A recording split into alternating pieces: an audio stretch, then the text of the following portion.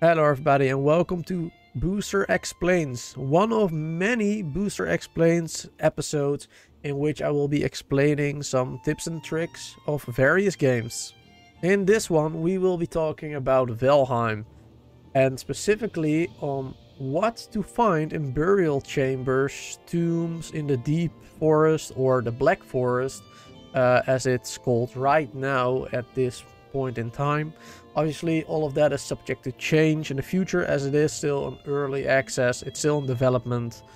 And within these burial chambers or tombs, you can find a lot of different things. You can find plenty of loot, plenty of enemies. It is a very important place to be in the first few hours in the game, as one of the more important things you can find in there are Surtling cores, which are very important for a lot of different buildings, such as crafting a smelter, a charcoal kiln, a portal, and a ward, which is very useful in multiplayer. As you can already tell, a ward will be able to protect your area. Especially the smelter, the charcoal kiln, and the portal are most useful in every single situation, whether you play single player or multiplayer. The smelter will allow you together with the charcoal kiln to very efficiently progress and smelt, for example, copper, tin, make it into bronze, smelt iron or silver, or even the dark metal, which I haven't fully done myself yet, but that will definitely happen in the future. So what exactly can be found in these burial chambers? Well, these burial chambers or tombs can be found either in the Black Forest itself or on the edge of the Black Forest / the meadows. The meadows don't have them that much. It's very hard to find them in there, but they can be found there for sure. You're just gonna have to look a little bit closer. They're hard to spot. They're always dug into the ground, sometimes covered by a tree or a big rock on top of it, hidden from sight. Or there is a giant enemy, for example a troll nearby, so it's quite hard to locate them every now and then.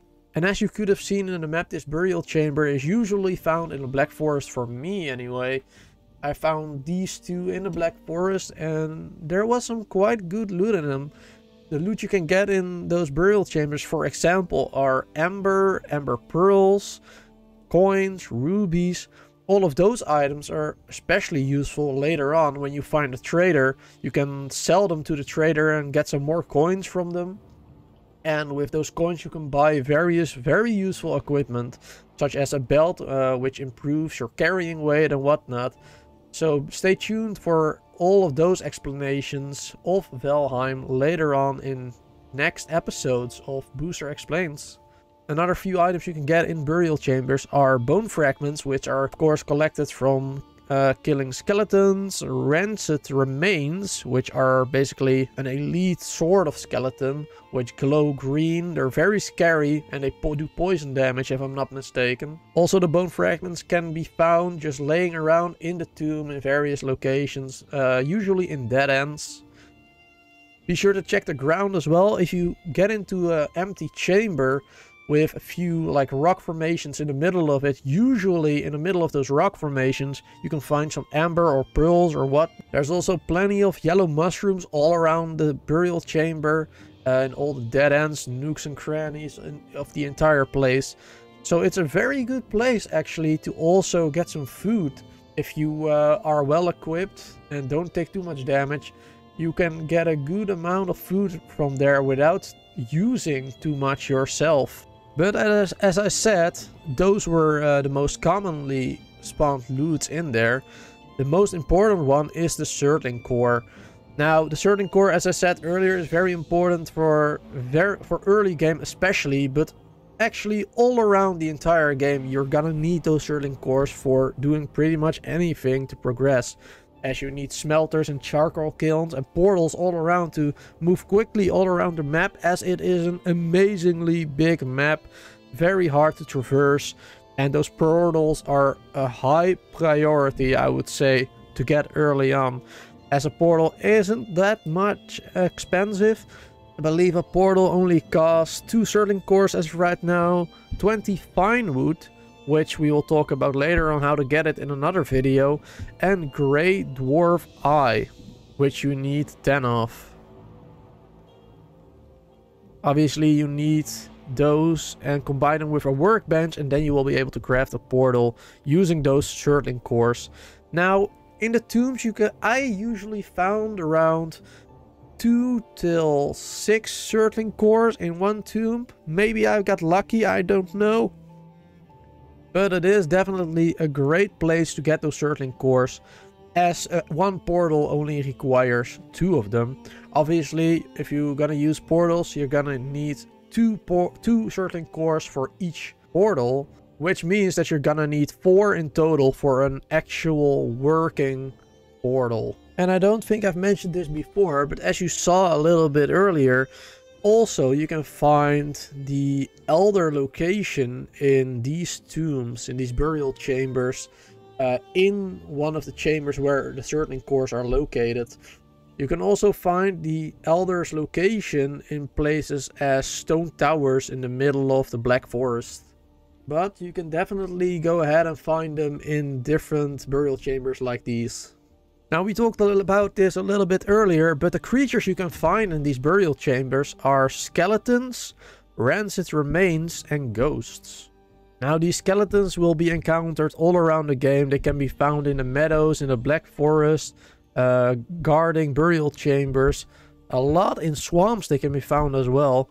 They're not that tough, but they are most commonly seen with a sword, a shield, and a bow. So they can do range damage as well. Be careful for those if you don't have that much armor early on yet.